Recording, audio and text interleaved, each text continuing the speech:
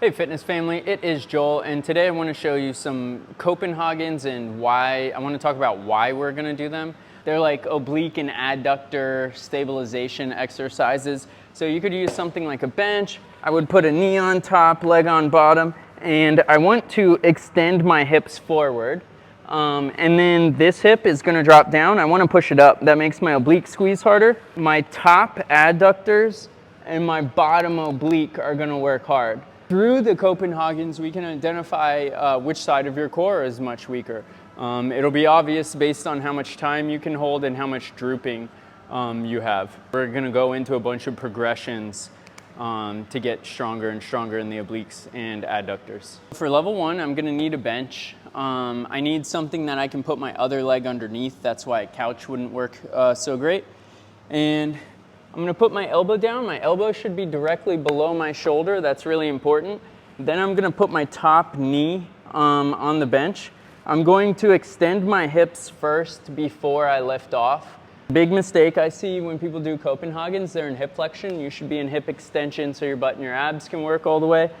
Your bottom leg is going to push through the ground, and you're going to lift your hips up towards the ceiling. That makes this bottom oblique squeeze. So this side of my adductors, groin on the top are squeezing, obliques are squeezing on the bottom.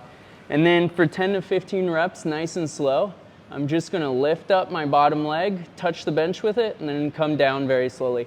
This is a stability exercise, so we're gonna go slow. That's gonna show control and strength. So what we're gonna do is, elbow goes underneath your shoulder, your femur goes on top of the bench, hips are extended all the way.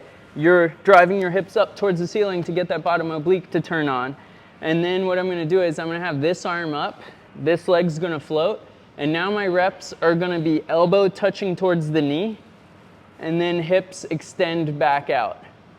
Elbow comes up, touches the knee, hips extend back out. I'm going to go for 10 to 15 of these nice and slowly without sagging, and then I'm going to switch sides and get 10 to 15 on this side as well.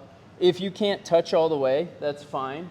Just the more you try to touch, the more engagement you're going to get.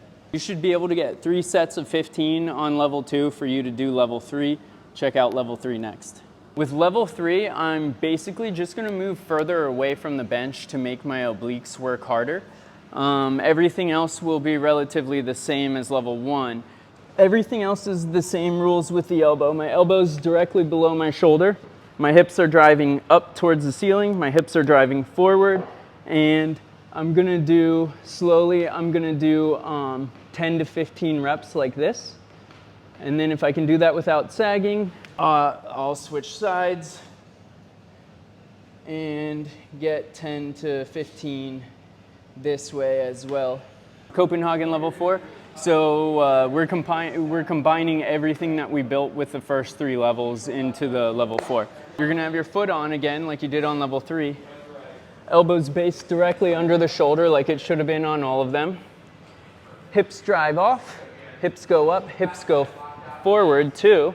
And then I'm going to bring the knee to the elbow and then return to extended hips with lifted hips. We'll go for 10 to 15 slowly. Through you doing the progressions, you should have gotten pretty acquainted with which oblique and adductor are stronger, which are weaker, and you should have been able to correct some of that as well. If you have any questions, leave some questions in the comments and we'll get back to you as soon as we can.